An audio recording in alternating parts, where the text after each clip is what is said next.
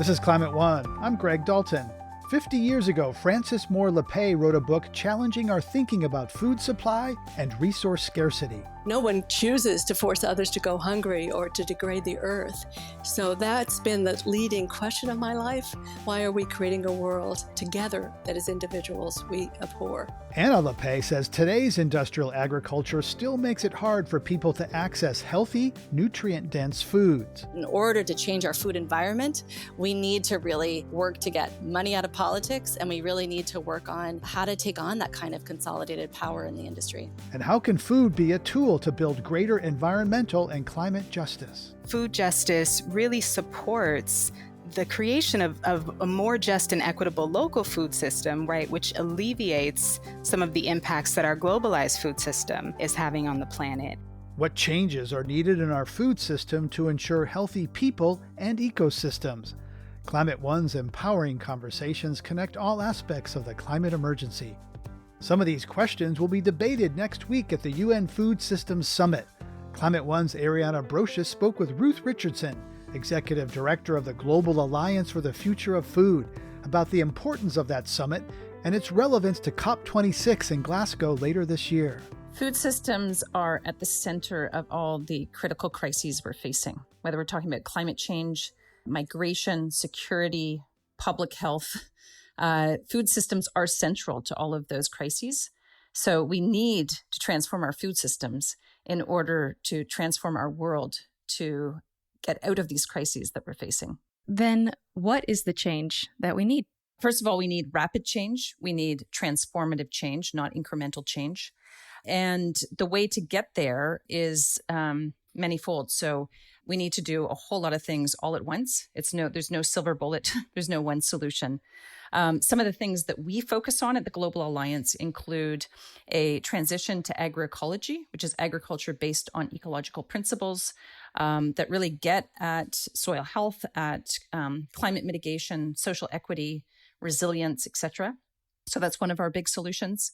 The other one is participatory, integrated, rights-based approaches to governance.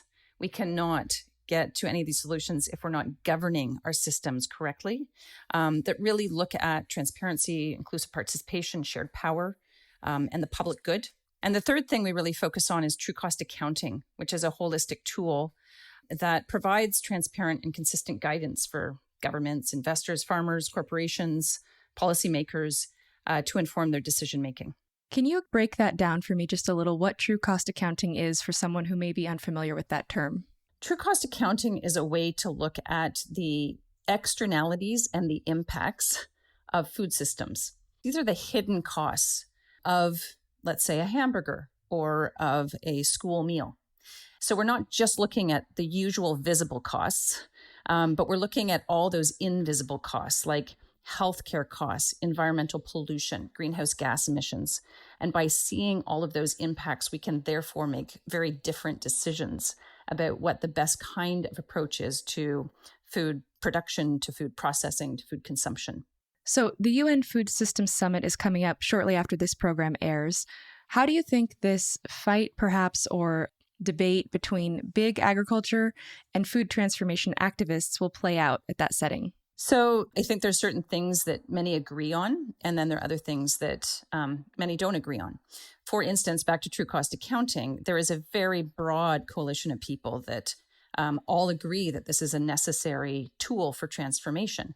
And that includes the World Business Council on Sustainable Development. It includes the Capitals Coalition. It includes Global Alliance. It includes many civil society organizations, many countries. There's a lot of consensus around that. And so that's where I think we really need to grab hold of the consensus and push that forward. There's still lots of disagreement about certain things. Livestock, for instance, should we be eating meat or not, as a big controversy.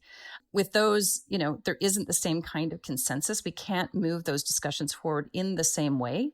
But I believe that even by holding up the disagreement, by holding up the tensions, by talking about those difficult conversations, we still advance it in some way. So what hopes do you have that those who are advocating for big food transformation may secure significant policy wins at this summit?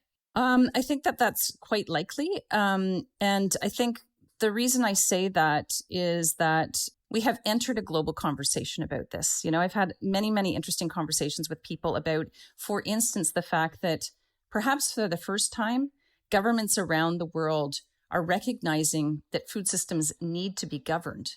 That sounds a bit nuanced and maybe a bit soft and subtle, but it's really important and it's quite powerful. The other thing that gives me hope is just how many people have been engaged. We've been very involved in the independent dialogues process. And I think it's something like about 40,000 people from around the world have participated in 850 independent dialogues. That's a huge number of people. And that means now there are thousands and thousands and thousands of people engaged in trying to keep the movement for transformation going. And so we need to just continue to build on that and elevate those voices, especially those that are typically marginalized. So making sure that Indigenous peoples, women, smallholder farmers, youth voices, all of those continue to get a spotlight and are central to the debate. Coming up later this fall, of course, is the Conference of Parties in Glasgow, COP26. How does the UN Food Systems Summit connect to COP26? I'm hoping that these are deeply connected because, essentially, the climate crisis is a food crisis, and the food crisis is a climate crisis. You cannot separate these two. In the same way, food justice is climate justice, and climate justice can and should be food justice. And so I think we really have to connect these agendas in terms of the issues, how they interface, how they're mutually reinforcing. In terms of the solutions, many of the solutions that we find in the food world are real, solid, powerful climate solutions. In terms of the communities, having these communities talk to each other more and better. And then as a very practical outcome, we would love to see for countries to really start to take seriously how they're building food systems considerations into their NDCs, their nationally determined contributions. That would be a very practical win to require each and every country to really think about how they're bringing in food consumption, food processing, food production to their NDCs. So in a nutshell, what are your hopes for what comes out of Glasgow from a food systems lens? I would love, first of all, for food to show up more in the narrative, more in the framing of the issues. So we have to see food and climate intimately interconnected. The second thing is to see greater connection between the food community and the climate community and the nature community and the environmental community. These communities have to come together.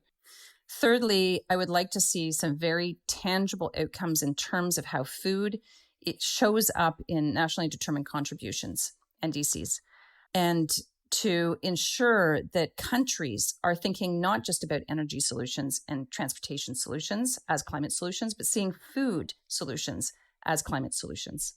Ruth Richardson is Executive Director of the Global Alliance for the Future of Food and Chair of the UN Food Systems Summit Champions Network. Ruth, thank you so much for joining us on Climate One. Thank you so much, Ariana.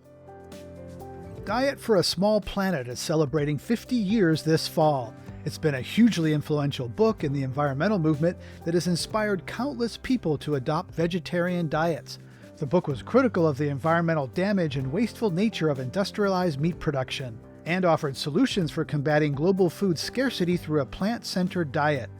Today we talk with author Frances Moore Lappé and her daughter and fellow food justice advocate Anna Lappé, author of Diet for a Hot Planet, focused on the climate crisis.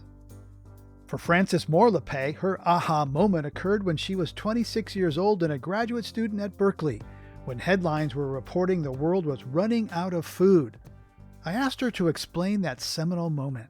Well, the first shock was to realize that this scarcity scare message that was being proliferating everywhere, Paul Ehrlich's book, The Population Bomb had exploded, and everyone was terrified that we were literally running out of capacity to feed ourselves.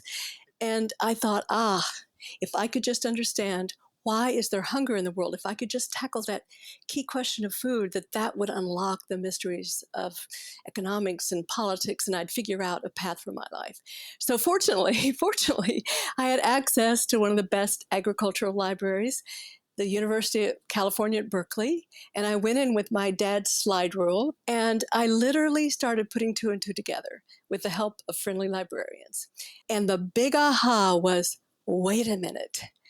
we are actively creating scarcity, the experience of scarcity, that is, for millions and millions of people. There is no absolute scarcity. There is plenty of potential for us all to eat well. And I just had to tell the world, and I thought it was such great news that actually, because we're creating it, we humans, we can end it. And I thought people would just say, yeah, right, how do we do that?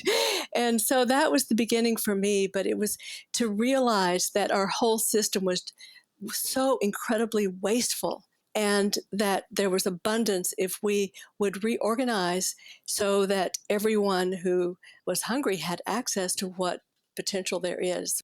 What was your diet like when you were growing up? I grew up in Cowtown, and I could almost smell the stockyards from where I lived, right? It was Fort Worth, Texas. And what was a meal without meat? It did not exist. So I grew up in that culture of just presumption that the center of the plate was a big slab of some kind of meat. So it was kind of shocking. The girl from Cowtown saying, wait a minute, cows are a big problem. Of course, I didn't know how big a problem they were then. But it was really that sense of we are creating the experience of scarcity out of plenty that was the calling for the rest of my life. Like, why would this bright species create the world that none of us as individuals would ever choose? Because no one chooses to force others to go hungry or to degrade the earth. So that's been the leading question of my life. Why are we creating a world together that as individuals we abhor?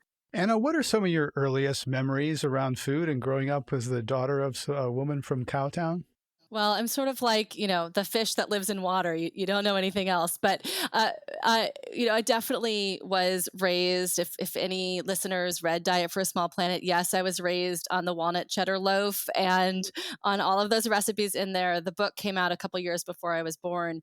But to be honest, my most vivid memories of my childhood, well, I would say they're as much in the kitchen as they were in the streets. When I was young, my mother had just co-founded the Institute for Food and Development Policy, and a lot of their work was actually about, yes, about diets and changing diets, but also about foreign policy. And at the time we were living in San Francisco, there was a lot of organizing around Central American solidarity. And so I have vivid memories of marching in the streets. And probably my most vivid childhood memory, earliest one, was actually traveling with my mother and my older brother to Guatemala, where she was there to learn Spanish, but also about land reform. And I have this absolutely photographic memory of this moment of sitting atop this hill of this town where we were living at the time and looking out and being able to see with the child's eyes so visibly the inequality in front of us. So this large landowner that had all this land and then all of these small homes, stacked close together, and asking my brother and I these questions about, why is that? Why is there some people that have so much and some people that have so little? And so I always like to say growing up with my mother, yes, she cared about what was on our plate, but she also cared about what was happening outside in the world and getting us as young people to be asking those big questions. Any bouts of teen rebellion where you wanted to go against your mom's political view? I'm just impressed, amazed by this kind of relationship and alignment. Yes. Well, maybe this is true confession time that my parents separated when I was quite young. So I had this whole other household, which was my father's. And he was an incredible activist in his own right and epidemiologist and toxicologist, in many ways shared my mother's politics, did not share her culinary practices. So I did have exposure to Cap'n Crunch and Fruit Loops and pork chops and applesauce. And in a way, it was great because it did give me this exposure to a very different way of eating and allowed me as a young person to then actively choose, when I set out on my own, to choose the very Diet for a Small Planet, plant-centered, as we like to call it, planet-centered diet. Okay, so you are human. You've eaten Oreos. Okay, got it. And like your mom, your aha moment also happened when you were 26 and read a book about globalization. What was that, and what insight did that open up for you? I was in graduate school at the time studying economic and political development, and I was doing all the reading I could before we set out on a journey that eventually would take us to Brazil and India and Bangladesh and Kenya. And one of the books I read was Thomas Friedman's The Lexus and the Olive Tree about globalization. And when he talked about Brazil, he said there's no organized resistance to a very neoliberal model, to a a system of kind of industrialization. And yet, when we arrived in Brazil, we were there to learn about the landless workers movement, which was and is one of the largest social movements in this hemisphere.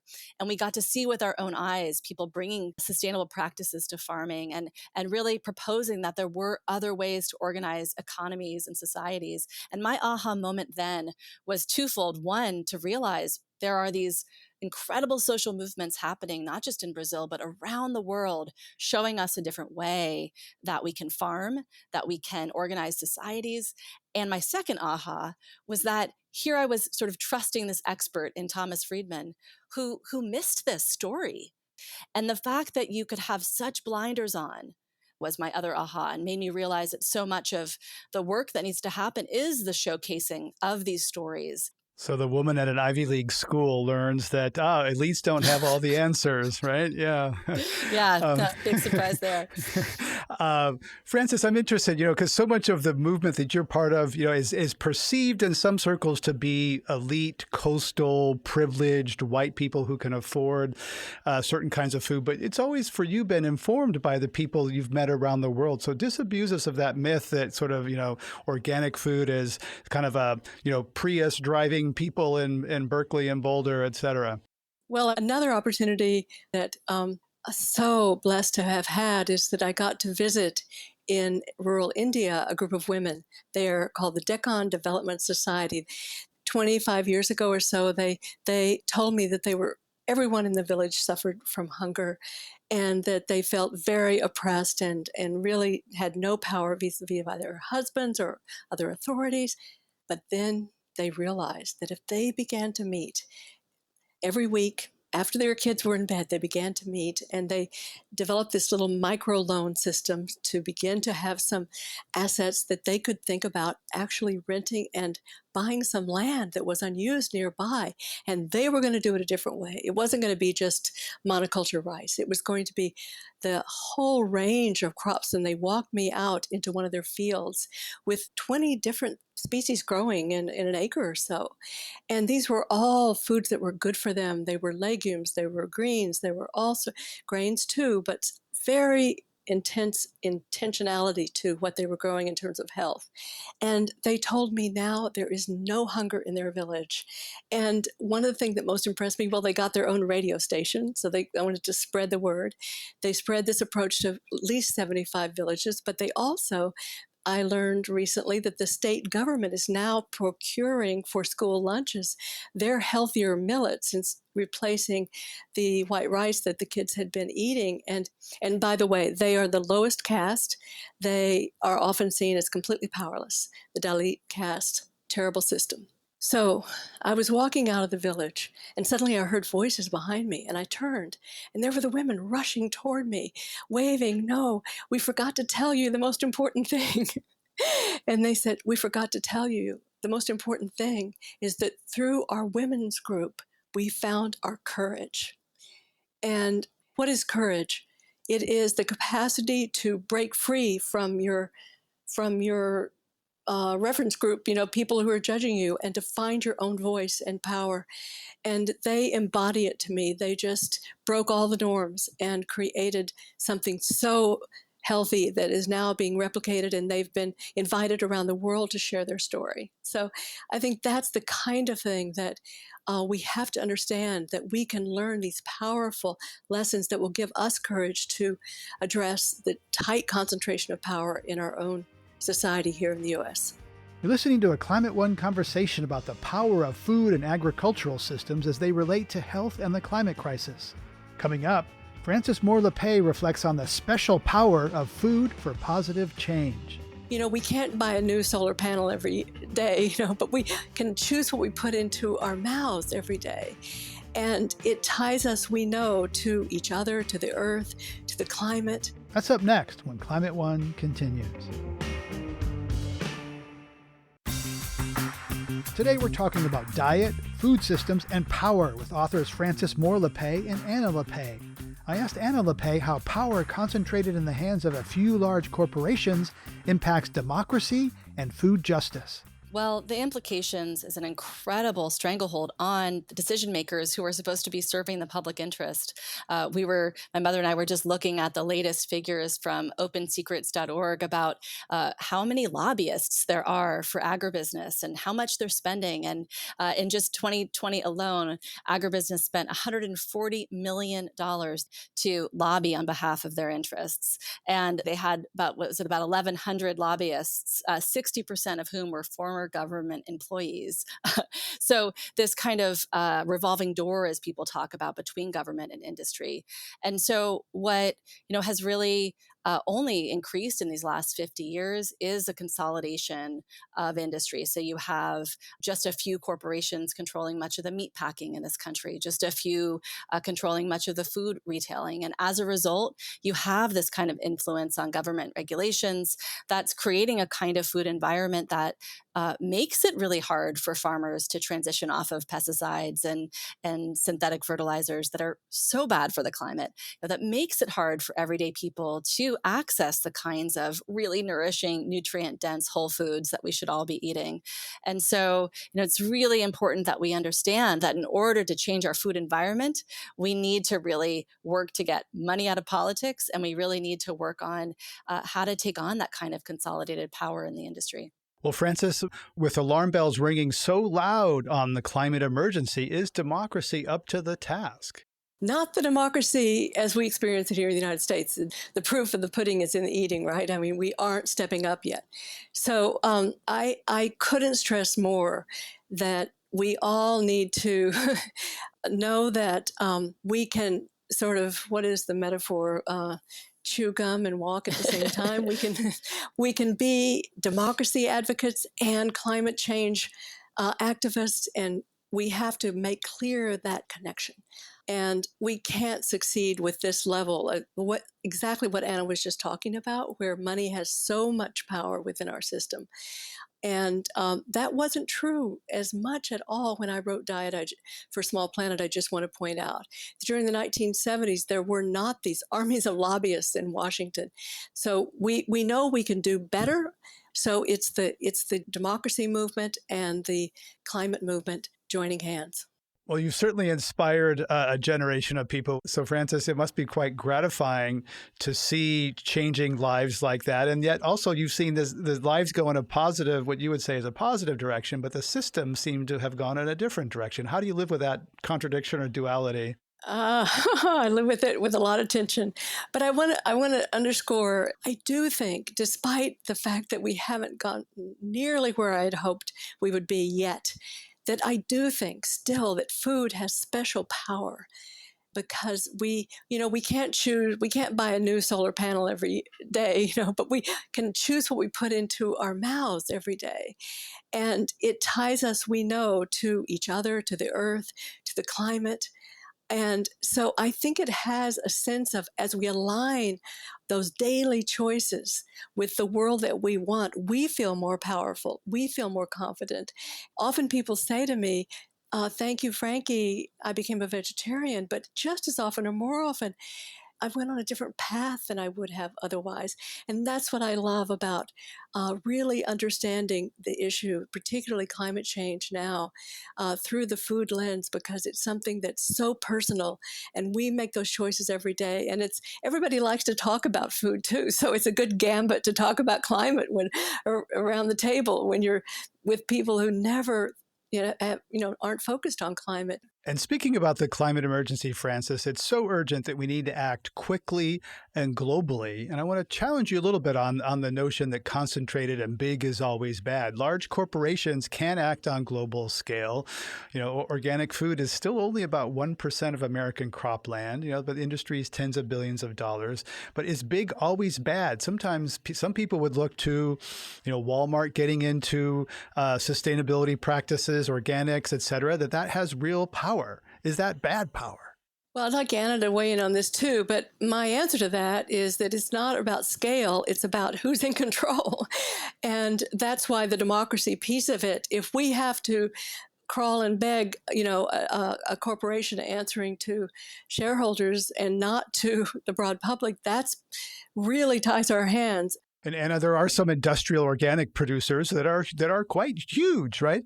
Yeah. Well, I just want to add on to how my mom began to answer that question, which was about that question of in whose interest are these companies acting, and how do we scale up in the public interest? And I think one of the most powerful ways to do that is to tap into the power of governments that, again, are supposed to be working on behalf of the public good. And there's so much potential power. And a lot of climate activists are talking about the power of procurement, they call it. So the government is purchasing a lot of energy, but guess what? Also a lot of food. We know we need to move fast around climate. We know we need to move fast around biodiversity collapse and its ties to overuse of pesticides. One of the things we can tap into is the fact that state governments are spending billions on food every year. And can we use those dollars and move it into the public interest? And in 2006, there was a seminal report from the UN Food and Agricultural Organization called Livestock's Long Shadow. It was the first time scientists parsed out the climate impacts of cattle. What impact did that have on you in the broader climate conversation?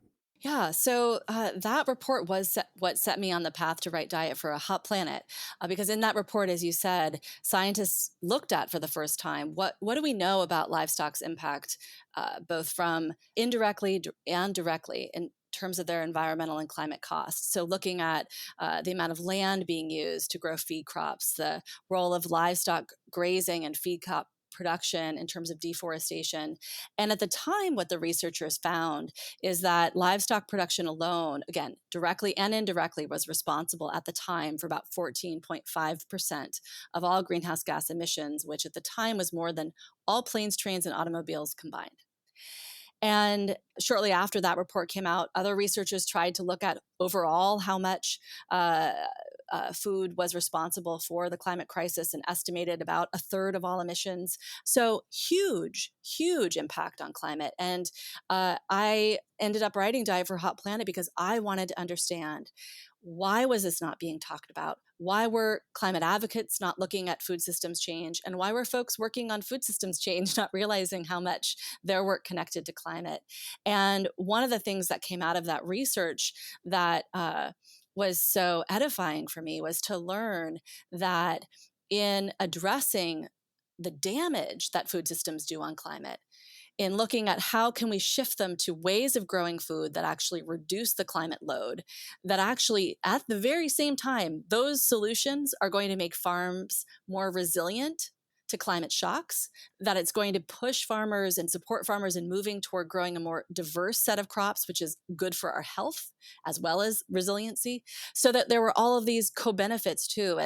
And that was so exciting to realize that, yes, we can think of food systems as part of the casualty of this crisis, right? That farmers are on the front lines, that they're a huge cause of the crisis, but also they really are, farmers and folks working on food systems, a key part of our solutions to get us out of this climate catastrophe. Frances, you write that cows pack such a punch that if they were a nation, cow country would rank as the world's sixth worst greenhouse gas emitter. But if food waste were a country, it would rank still higher as third worst. Is that getting us as much attention as you would like? No, it is not. And I really feel strongly that statistic that you just cited is such a wake up for people. I don't think we realize that. And also in terms of waste, how central that is in addressing the climate crisis as well. And if eating animals is so bad for the health of humans and the planet, why are you so critical of meat made from plants by companies such as Impossible, Beyond Meat? Isn't displacing meat a good thing? Great question, Greg. And I would say in your question and how you ask that question is fundamentally my question about these alternative meat products, which is, are they actually displacing meat and dairy consumption? What I am seeing and hearing from the companies that are moving into this space, some of which are the biggest meat companies in the world. So Tyson Foods, for instance, just bought up some small alternative meat, plant-based meat companies. And in their pitch to investors and analysts, they said, they want to be really clear. This is both and. They are both growing their desire for expanding their market share in their meat lines, and they are growing these plant-based products. And I would say, really, the way we're going to make the kind of rapid shift away from the overconsumption of meat and dairy in just a handful of countries that are really seriously overconsuming meat and dairy is going to come from policy changes and regulation changes that are going to make really the polluters pay, make the companies that are essentially getting subsidized to produce meat and dairy that's highly industrialized, not good for the environment, not good for our bodies. That's how we're going to see really rapid change. And while it's great, I have no problem with having more choice in the marketplace for consumers.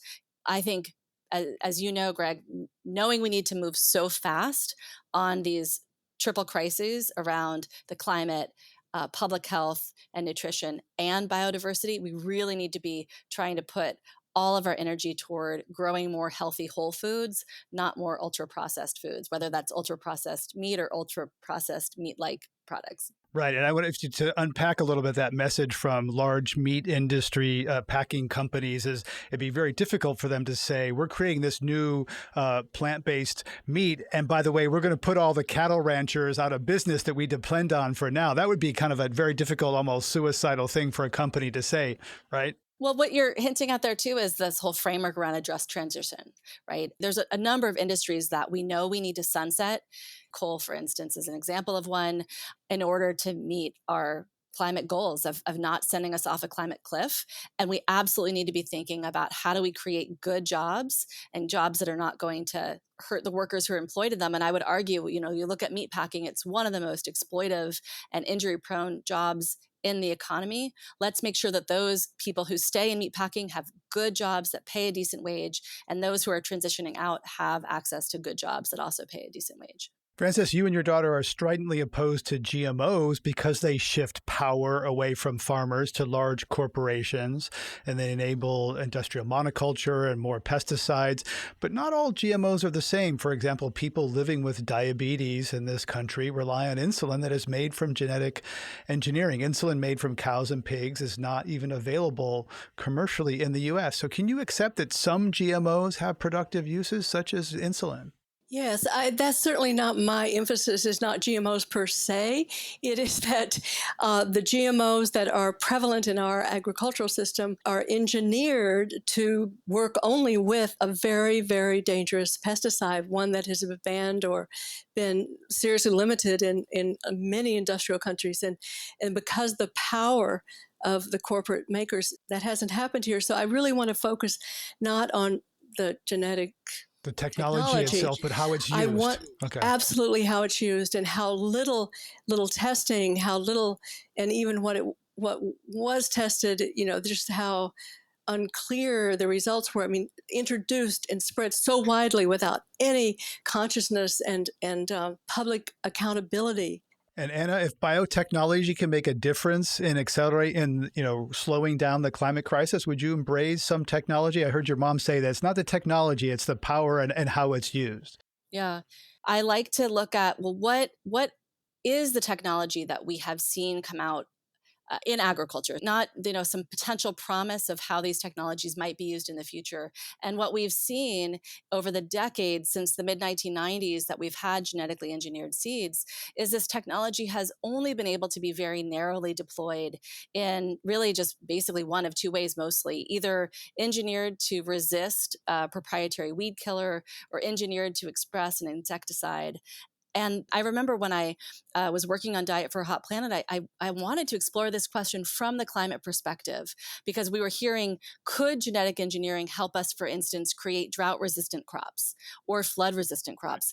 And I said, I want to go into this question really open-minded. I don't have a preconceived answer to that question. Let's see what the science tells us.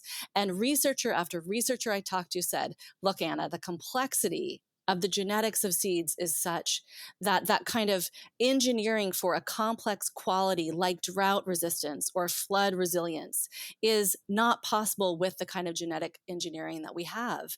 And instead, what they shared with me, and we've seen this now the past decade even more, that through ecological practices and agroecology, that you are seeing farmers able to save and share seeds that are highly resilient, highly adaptive to climate. And, I've seen it with my own eyes, farmers that have been able to withstand incredible extreme events because they have seeds that have adapted to the environment. Frances, your focus and success has really been on changing individual action. And there's a kind of a rethinking happening in the climate conversation now that putting the onus on individual lets systems and corporations and suppliers off the hook. And so I'd like to get your reflection on, whether individual choices like eating less beef, does it, matters for personal health, but do you really change a system that way? I want to push back a little bit because this is what happened to me, that as I said, oh, food, it's so basic and I can make different choices and I don't have to buy into this rotten system that not only was so wasteful, but then I learned was polluting and heating the planet. So I think our psyche is built so that if we can feel that we matter, that our choices matter, then our goals heighten and we feel more connected and we pay more attention and we want to connect with big solutions. So I guess I see this personal choice as a way that I don't feel so much a victim. I feel more powerful.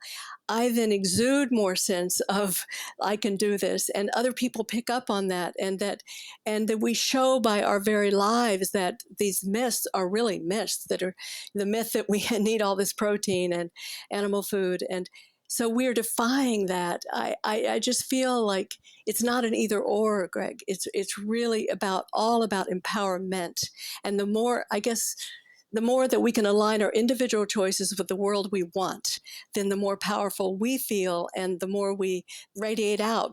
So it's the both and, that by individual choices, we can take on the big public choices because clearly the rules have to change. I've been speaking with Frances Moore Lappé, author of Diet for a Small Planet, which celebrates its 50th anniversary this fall, and her daughter, Anna Lappé, author of Diet for a Hot Planet. Coming up, the connections between food, race, equity, and land use. Black Americans who were enslaved were the ones responsible for preparing all of the food, right? Growing it, harvesting, cooking it, serving it. But when it came time to feed themselves and their own families, they did not have that same kind of access. That's up next when Climate One continues.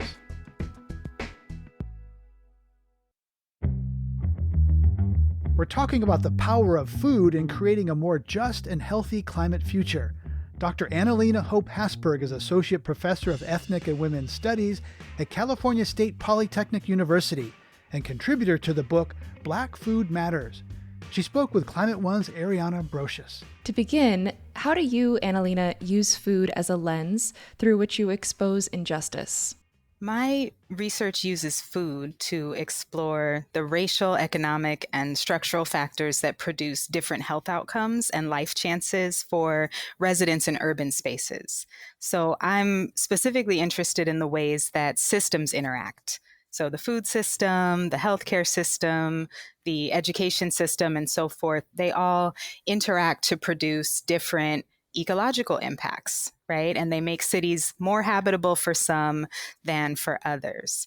And I find that food is an incredibly effective lens to examine these disparities because one of the most striking and noticeable shifts between neighborhoods is the foodscape. So I often assign an activity for my students where they travel the length of a single street or a boulevard that runs through multiple neighborhoods, and I ask them to watch what happens to the foodscape.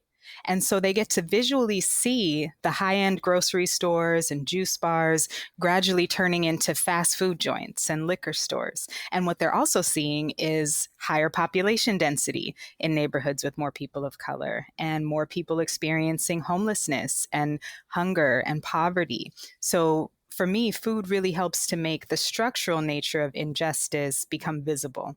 Yeah. So you're a contributor to the book Black Food Matters. How do you define Black food? So Black food cultures, the way that we are kind of taking it up in this book, and the way that I take it up in my own work is, it's really that which Black communities, which are so wide and varied, how we interact with our food systems, right? What are our traditional dishes? What are the choices that we make based on our food cultures? How does our grandmother prepare foods? How do we prepare foods the ways that our ancestors did? What ingredients do we use? But also just how do we engage with the foods that are around us, right? So I think oftentimes Black food gets distilled down into soul food, right? Which is absolutely a huge part of Black food culture, but it's not the only piece, right? And even what we know as soul food now, based on, the restaurants we might see in our neighborhoods, is a commodified version, right? It's a version that takes all of the sweetest, saltiest, fattiest dishes, right, and serves them on a daily basis, whereas these had been reserved for sometimes foods, holiday foods in Black cultures, right? So Black food culture, Black food ways are also those which uphold, traditions of rice growing societies and yams and beans and legumes and greens and, gardens and vegetables and things that don't always come to mind when we think about Black food, because I think it's been kind of packaged and sold back to consumers in its richest and sugariest and fattiest form. I'd like to talk a little bit about this sort of historical change. Obviously, there's roots for some of the Black food in Africa, but then there's also American Black food and different, blending of cultures that we see, especially in the South. So can you give us some sense of this historical shift, how the idea of Black food has changed from pre-emancipation to the 1960s and then maybe even up to the present? Yeah, I think it's really important to really think about Black food, especially Black American food, as this very hybridized cultural cuisine, right? So it's all at once, like you mentioned, that which was brought with Africans who were, captured into the slave trade, brought with them from the continent of Africa, those practices, and then it melded with what indigenous Native American food practices were, what European American food practices were on this new continent and in this new soil, right? And I think it's been really heavily impacted by Black Americans' relationship to enslavement and what was and was not available to them, right? Black Americans who were enslaved were the ones responsible for preparing all of the food, right? Growing it, harvesting, cooking it, serving it. But when it came time to feed themselves and their own families, they did not have that same kind of access. So a lot of what Black people in the early, I'd say, antebellum period were eating was often supplemented by what they could grow and, their subsistence farming efforts.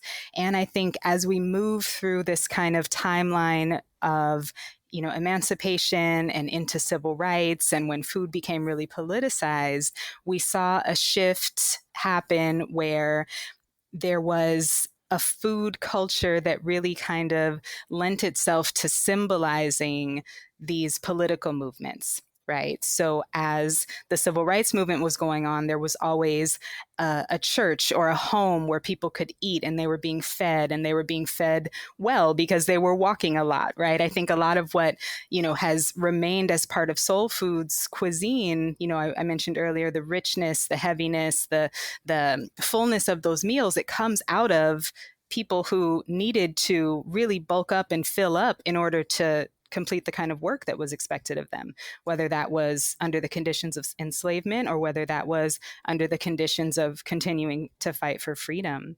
And then, of course, there's this other shift that happens when Dick Gregory and Amiri Baraka and folks like that are saying, actually, we need to get away from this kind of food, right? And advocating for healthier, more plant-based diets. So there's always been a really kind of varied and diverse way of understanding Black people's relationships to food. Yeah, there's a lot of power in food and in community, as you're describing. I want to highlight one particular aspect of that history that I know you're familiar with, which is the Black Panthers' emphasis on food programs.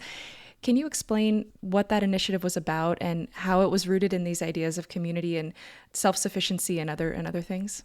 So the Black Panther Party created community service programs, and their intention was to create a set of programs and a set of resources, community sourced and based resources for Black and other oppressed people who were not getting their needs met by the state or the federal government, private industry, right? So there was very much a self-determination effort on the part of the Black Panthers to support the community. And a huge piece of that was food. They had free food drives. They would give away food. They had breakfast for school children, which was maybe the most popular of their programs and what really helped them to gain traction in Black communities in a moment when there was a lot of, I'd say, distrust and lack of solidarity, at least in the urban core. A lot of folks thought the Panthers were another gang just coming in, right, onto the set. But when they started to feed children, this is what really galvanized their following. And so they were the first to offer truly free food programs for young children. And I think the impact was that they set an example for the state to follow in terms of feeding children at school, before school, during school.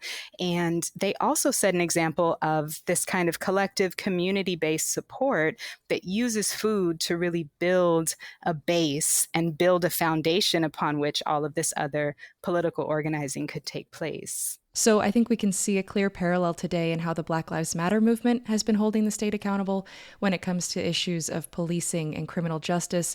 So pivoting a little, what are the opportunities or examples you see for similar movements to hold the state accountable when it comes to climate justice?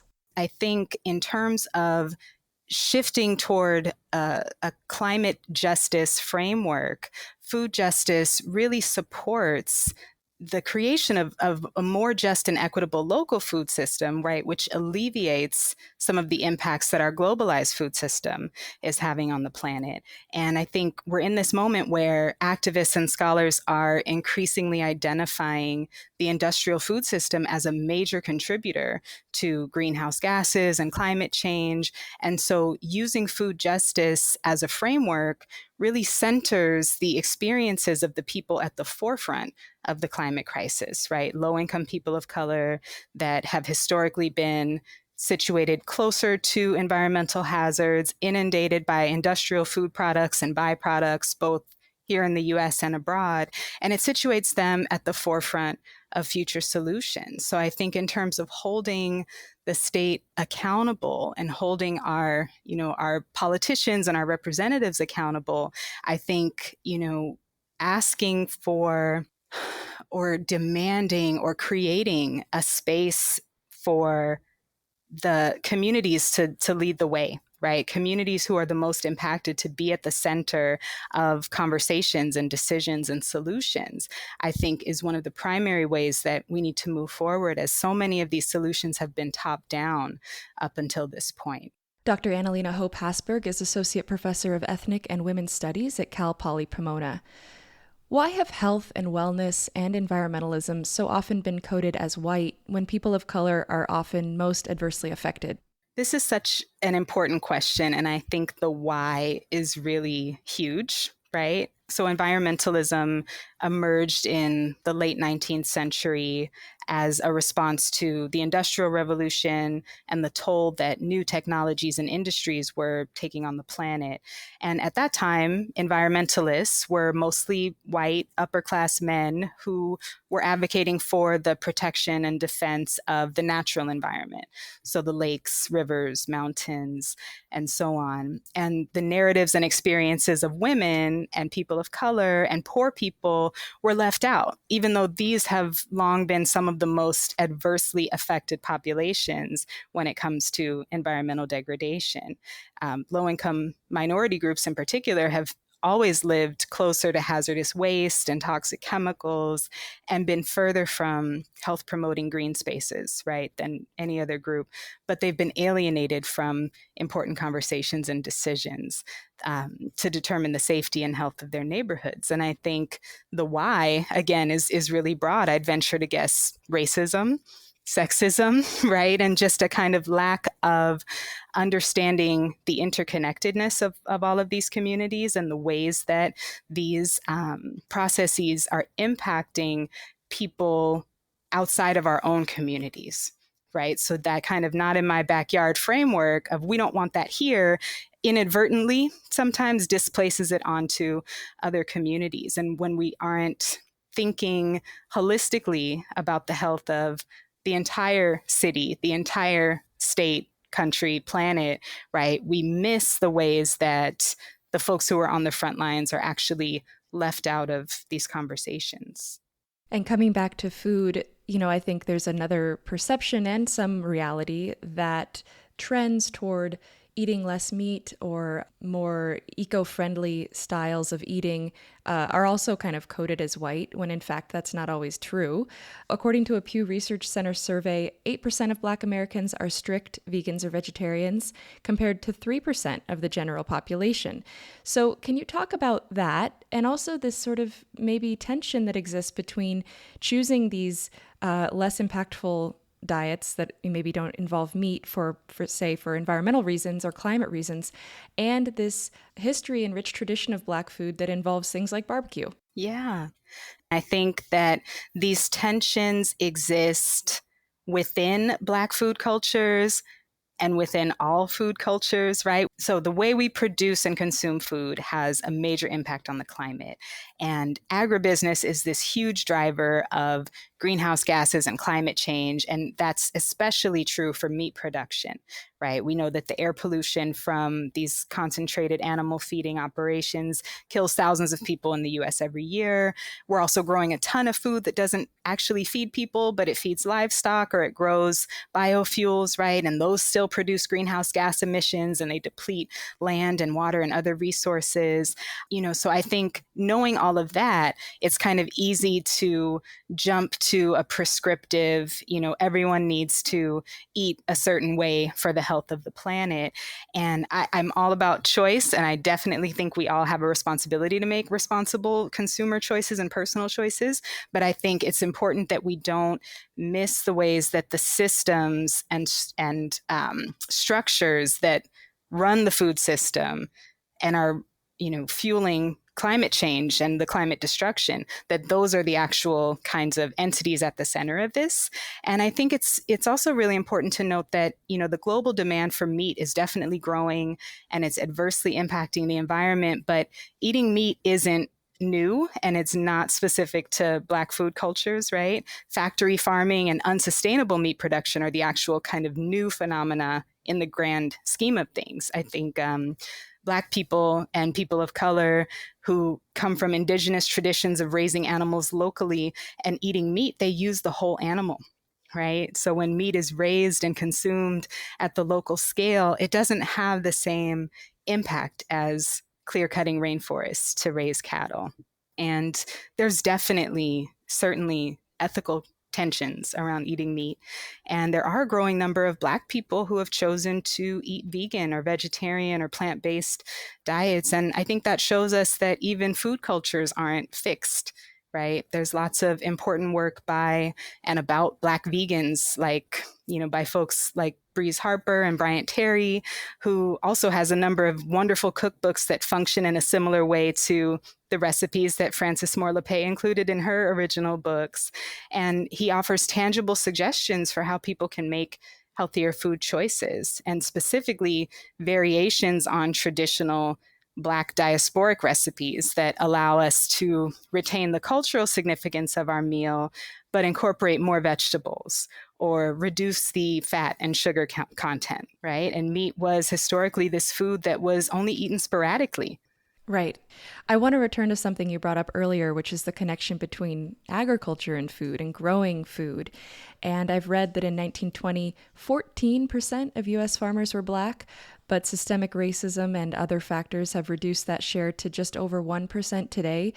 I know there's been some renewed attention to this change, and I'm wondering how those things can change and how we might once again empower Black farmers to be closer to their community, to grow things for their community. Maybe small scale is one way to do that. Yes, absolutely. Absolutely. There's a beautiful book called We Are Each Other's Harvest. And I had the opportunity to write the introduction, and it's a compilation of stories of Black farmers, right? To really highlight that we're still here. They're still here, right? There has been this massive drop and decline due to USDA discriminatory policies around lending, land grabs, all of these different phenomena. But there are still Black farmers, and there's actually a resurgence of Black farmers, particularly young Black farmers in the South and the southern region of the US, who are doing this kind of reverse exodus and reverse migration back to rural settings and reconnecting to the land and to these agricultural processes.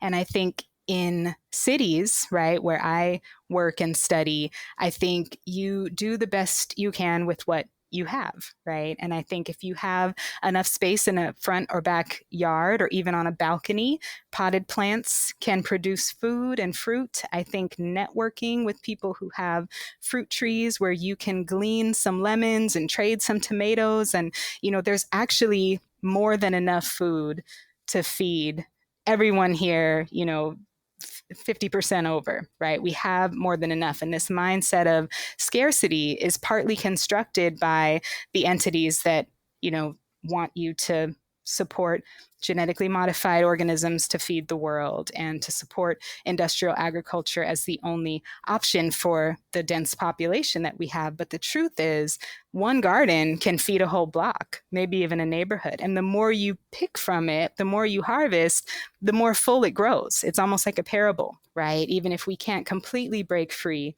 from the industrial agricultural complex, that supplementation really goes a long way, and it leads us toward more self-sufficiency. Dr. Annalena Hope-Hasberg is Associate Professor of Ethnic and Women's Studies at Cal Poly Pomona. Annalena, thank you so much for joining us on Climate One today. Thank you. It was a pleasure. On this Climate One, we've been talking about changes to our food and agricultural systems that can contribute to a more equitable, healthy, and resilient planet. To hear more Climate One conversations, subscribe to our podcast on Apple, Spotify, or wherever you get your pods. Talking about climate can be difficult and sometimes depressing, but it's essential to help drive action and solutions. Please help us get people talking more about climate by recommending our pod to a friend. It really does help advance the climate conversation. Brad Marshland is our senior producer. Ariana Brocious is our producer and audio editor. Our audio engineer is Arnav Gupta. Our team also includes Steve Fox, Kelly Pennington, and Tyler Reed. Gloria Duffy is CEO of the Commonwealth Club of California, the nonprofit and nonpartisan forum where our program originates. I'm Greg Dalton.